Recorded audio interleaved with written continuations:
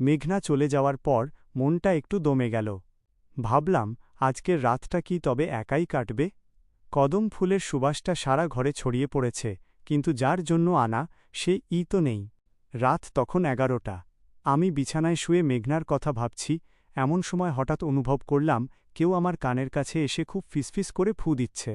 আমি চমকে উঠে বসলাম, কিন্তু কেউ নেই। ভাবলাম মনের ভুল। আবার শুতে যাব, অমনি দেখি আমার বালিশটা কে যেন টেনে সরিয়ে নিয়ে গেল। আমি বুঝে ফেলেছি এটা মেঘনার কাজ। আমি গম্ভীর হওয়ার ভান করে বললাম, মেঘনা, তুমি এসেছ আমি জানি। এসব দুষ্টুমি বন্ধ করো, আমার কিন্তু খুব ঘুম পেয়েছে।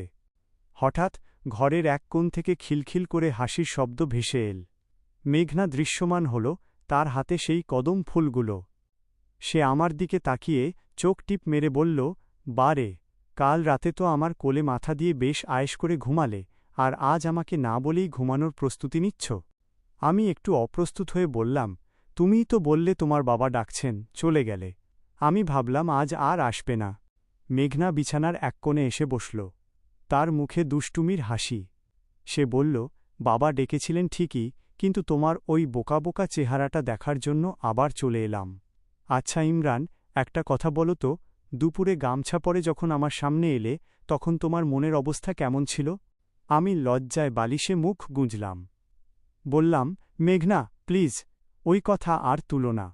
আমি তো জানতাম না তুমি ঘরে আছো।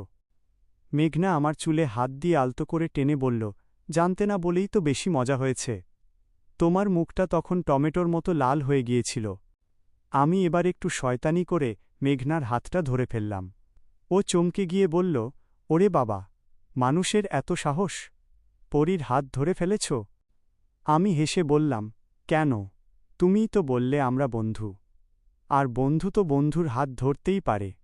মেঘনা তার হাত ছাড়িয়ে নেওয়ার চেষ্টা করল না, বরং আমার দিকে ঝুঁকে এসে ফিসফিস করে বলল, আচ্ছা, আমি যদি এখন অদৃশ্য হয়ে তোমাকে সুরসুরি দিই, তুমি কি আমাকে ধরতে পারবে?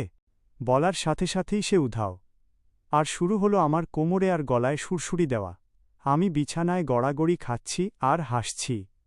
বললাম, মেঘনা থামো, মরে যাব তো হাসতে হাসতে। হাসি ঠাট্টার মাঝে হঠাৎ মেঘনা আবার আমার সামনে এসে বসল। তার মুখটা এবার একটু নরম। সে আমার কপালে হাত রেখে বলল, তুমি মানুষ হিসাবে বড্ড সহজ সরল ইমরান।